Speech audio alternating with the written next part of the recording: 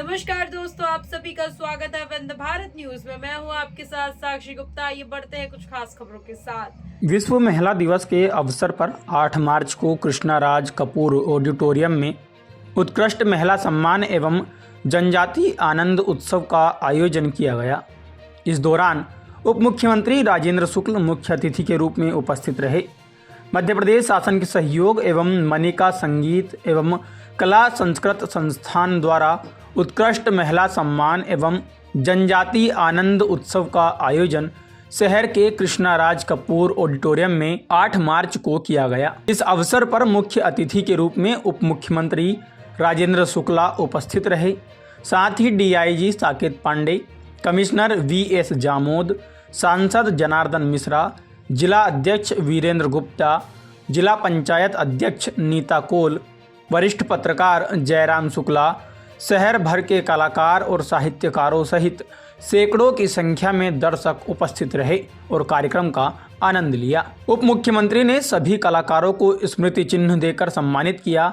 इस दौरान अपने उद्बोधन में क्या कहा, आप भी सुनिए। उप मुख्यमंत्री के उद्बोधन के बाद सांस्कृतिक कार्यक्रम प्रस्तुत किए गए, जिसमें मनिका पांडे और कल्याणी मिश्रा ने बघेली लोक गीतों के माध्यम से मनोहारी प्रस्तुति दी।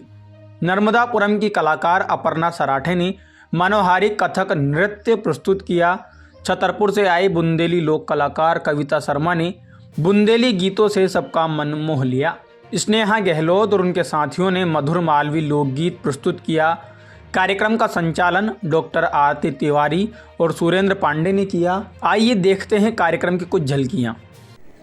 मनिका संगीत एवं कला संस्कृत संस्थान के द्वारा जनजाति आनंद उत्सव का जो ये आयोजन हो रहा है, ये बहुत ही प्रशंसनीय है, क्योंकि एक ओर विकास जरूरी है, दूसरी ओर कला और संस्कृति का भी संरक्षण और संवर्धन जरूरी है। क्योंकि विकास यदि शरीर है तो शरीर में प्राण जो है वो कला और संस्कृति के माध्यम से ही आ पाते हैं। तो ये काम आप लोग कर रहे हैं, तो आप भी उतना ही महत्वपूर्ण काम कर रहे हैं जितना हम लोग जनप्रतिनिधि के नाते काम कर रहे हैं। अब दोनों का जब संगम होता है, क्योंकि कला और संस्कृति से संस्कार आते हैं और बिना संस्कार के विकास वरदान बनने के बजाय अभिशाप भी बन सकता है। तो इसलिए बहुत ज़रूरी है कि धर्म, अध्यात्म, कला, संस्कृति का लगातार विकास हो। और हम सब सौभाग्यशाली हैं कि देश का विकास हो ही रहा है। आर्थिक महाशक्ति हमारा देश लगातार बनने की दिशा में बहुत तेज़ी से आगे बढ़ रहा है। हमारे पास संसाधनों की कमी के कारण जो पिछड़ापन था, अब वो संसाधनों की कमी सामने आती नहीं है। लगातार पिछड़ापन समाप्त हो रहा है और उसके साथ साथ कला और संस्कृति का भी ये राज कपूर ऑडिटोरियम, जैसे मैं कहता हूँ कभी कभी कि पचमढ़ा का विकास हुआ तो वहाँ पर राम दरबार के द्वारा बिहर आरती शुरू हो गई तो पचमढ़ा का विकास सार्थक हो गया। लक्ष्मण बाग का विकास हुआ तो तमाम जो हमारे चिरौलनाथ स्वामी जी, गोकर्ण महाराज जी के नेतृत्व में जो सवेरे सवेरे उस लक्ष्मण बाग का परिक्रमा पथ बन गया, तो वो सवेरे उसका परिक्रमा किया जाता है घड़ी घंट के साथ, शंख के साथ, तो लक्ष्मण बाग का विकास सार्थक हो गया। और जब इस ऑडिटोरियम में चित्रांकन जैसे कार्यक्रम होने लगे, डांस कंपटीशन होने लगा, संगीत के बड़े बड़े कार्यक्रम होने लगे और मणिका संगीत के द्वारा जनजाति आनंद उत्सव का मनाने का कार्यक्रम जब होने लगा, तो इस राज कपूर के ऑडिटोरियम बनाने का उद्देश्य सार्थक हो गया है। और इससे प्रतिभाओं को मौका मिलता है, जब कार्यक्रम में भाग लेते हैं, जब कार्यक्रम को देखते हैं, सीखने को मिलता है। बाहर से कलाकार आते हैं, वो रीवा को देखते हैं।